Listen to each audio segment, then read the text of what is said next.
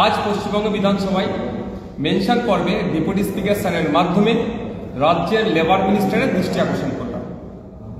বাঙালি পরিযায়ী শ্রমিকদেরকে যেভাবে ভিন্ন রাজ্যে প্রশাসনের দ্বারা হেনস্থা হতে হচ্ছে এবং সেই সমস্ত রাজ্যের কিছু দুষ্কৃতীদের দ্বারা শারীরিক মানসিক অত্যাচারের শিকার হতে হচ্ছে, এটার অবসান হওয়া দরকার।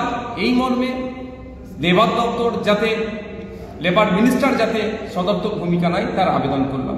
আমরা জানি আমাদের পশ্চিমবাংলা থেকে 21 থেকে 22 লক্ষ অফিসিয়াল ডেটা অনুযায়ী শ্রমিক ভিন্ন রাজ্যে কাজ করছে। আহমেদাবাদে আছে, গুজরাটে আছে, তেলেঙ্গানাতে আছে, মহারাষ্ট্রে আছে, উড়িষ্যাতে আছে, আসামে আছে, হরিয়ানাতে আছে, বিভিন্ন রাজ্যে কাজ করছে। আর বিভিন্ন রাজ্যের শ্রমিক আমাদের রাজ্যে প্রায় 2 কোটি মতো আছে।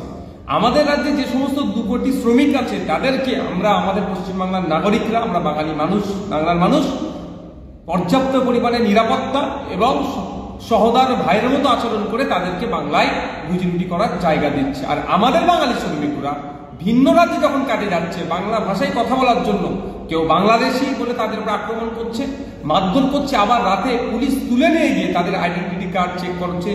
অনেক সময় দেখছি গরু ছাগলকে যেভাবে বাজার থেকে কিনে নিয়ে যায় সেই রৌদ্রতে তাদেরকে হাঁটাচ্ছে, মানে সম্পূর্ণরূপে অমানসিক অত্যাচার হচ্ছে। আর কিছু কিছু জায়গায় বাংলা ভাষায় কথা বলার জন্য তাদেরকে মারধর করছে দুষ্কৃতীরা, তাদেরকে বলছে বাংলায় তোরা ওয়েস্ট বেঙ্গলে ফিরে যা, তোরা বাংলাদেশে এখানে থাকবি না বলে তাড়াচ্ছে। আমি একটা যদি উদাহরণ দিই, উড়িষ্যা রাজ্যে 3 লক্ষের অধিক মানুষ কিন্তু আমাদের পশ্চিমবাংলায় এসে রুজি রুটি করে খাচ্ছে। আমরা তাদেরকে শান্তির সাথে বাংলায় আপ্যায়ন করছি, তাদেরকে আমরা নিরাপত্তা দিচ্ছি। আর আমাদের পশ্চিমবাংলার মাত্র 30,000 মানুষ উড়িষ্যায় কাজ করে, তাদের উপরে এত অত্যাচার হচ্ছে কেন? মেদিনীপুরের মানুষ, হাওড়ার মানুষ, হুগলির মানুষ, মুর্শিদাবাদের মানুষ, মালদার মানুষদেরকে মারধর করে সেখান থেকে তাড়িয়ে দিচ্ছে। এটা অবসান হওয়া দরকার। এই জন্য আজকে আমাদের রাজ্যের বিধানসভায় যেখানে আইন তৈরি হয় সেই হাউসে রাজ্যের শ্রমমন্ত্রীকে দৃষ্টি আকর্ষণ করেছে।